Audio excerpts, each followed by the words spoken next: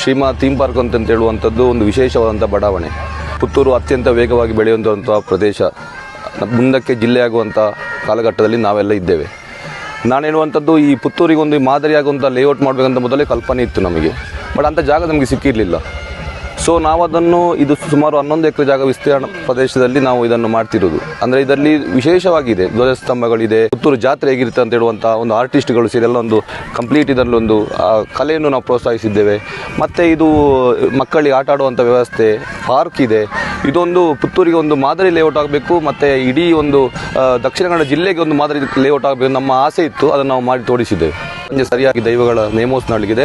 ಅದರ ಮುಂಚೆ ಕಾರ್ಯಕ್ರಮ ಇದರ ದೀಪ ಪ್ರಜ್ವಲನೆಯನ್ನು ನಮ್ಮ ಮಾರ್ಗದರ್ಶಕರಾದಂಥ ಡಾಕ್ಟರ್ ಕಲಾಕರ ಪ್ರಭಾಕರ್ ಭಟ್ ಅವರು ಉದ್ಘಾಟನೆ ಮಾಡಲಿಕ್ಕಿದ್ದಾರೆ. ಮತ್ತು ಈ ಲೇಔಟನ್ನು ನಮ್ಮ ಪುತ್ತೂರಿನ ನೆಚ್ಚಿನ ಶಾಸಕರಾದಂಥ ಅಶೋಕ್ ಕುಮಾರ್ ರೈ ಅವರು ಲೋಕಾರ್ಪಣೆ ಮಾಡಲಿಕ್ಕಿದ್ದಾರೆ. ಮತ್ತು ವಿಶೇಷ ಆದ ಎಲ್ಲ ಗಣ್ಯ ಉಪಸ್ಥಿತಿಯಲ್ಲಿ ಮಾಧುಸ್ವಾಮಿ ಅವರು ಮಾಜಿ ಕಾನೂನು ಸಚಿವರಾದಂಥ ಮಾಧುಸ್ವಾಮಿ ಆಗಿರಲಿ, ನಮ್ಮ ಆತ್ಮೀಯ ಮಿತ್ರರಾದ ಗುಣರಂಜನ್ ಶೆಟ್ಟಿ ಅವರಾಗಲಿ, ಮತ್ತು KPC ಪ್ರಧಾನ ಕಾರ್ಯದರ್ಶಿಯಾದಂಥ ಮಿಥುನ್ ರೈ, ನಮ್ಮ ಸಂಸದರಾಗಿರಲಿ, ಮತ್ತು ಎಲ್ಲರೂ ಈ ಗಣ್ಯ ಉಪಸ್ಥಿತಿಯಲ್ಲಿ ಭಾಗವಹಿಸುತ್ತಿದ್ದಾರೆ. ಎಲ್ಲರೂ ಬನ್ನಿ.